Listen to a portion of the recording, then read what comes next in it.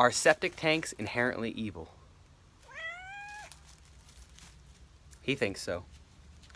There's a lot of debate about that in the sustainable community, and discussion about what we do with our waste, and much of it is very warranted because we tend to flush our waste right into our waterways and the ocean, and we take the essential nutrients that come off of our land. We take those nutrients from the topsoil, leave the topsoil depleted, and we just flush it away. We get rid of it with no second thought of where that's going. And that is a problem. And the answer for a lot of people is composting toilets and human manure, where they apply in a safe manner. They take the urine and the solids and apply that back to the garden after like a year-long composting process. And I myself have used composting toilets, and they're a wonderful option for a lot of people. But I wanted to make a case for why a traditional septic may not be such a bad decision either.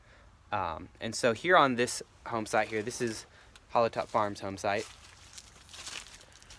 The septic field flows away from the house into this grassy yard area, goes downhill, and flows off into the woods. So it is not being used in the garden. However, it's really kind of in a roundabout way, it is being used in the garden, because I take from this forest. I use this entire forest edge in the garden. I chop all of this. Please don't yell at me, it's privet. I know it's invasive, it's gonna go eventually. But I chop what comes out of here, and I use that as mulch on the garden.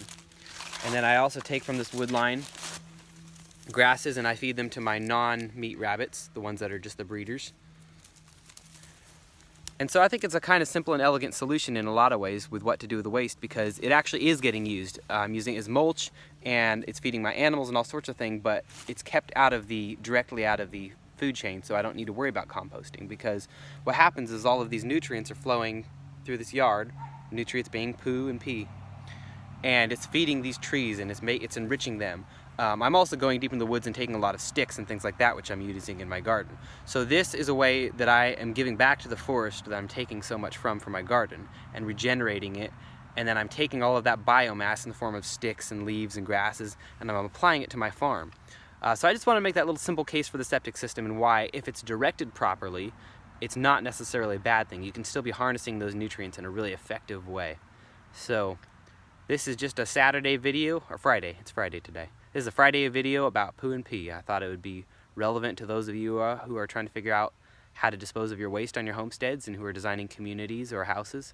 So just a little poo for thought. Have a good one, everyone. Stay safe and be well.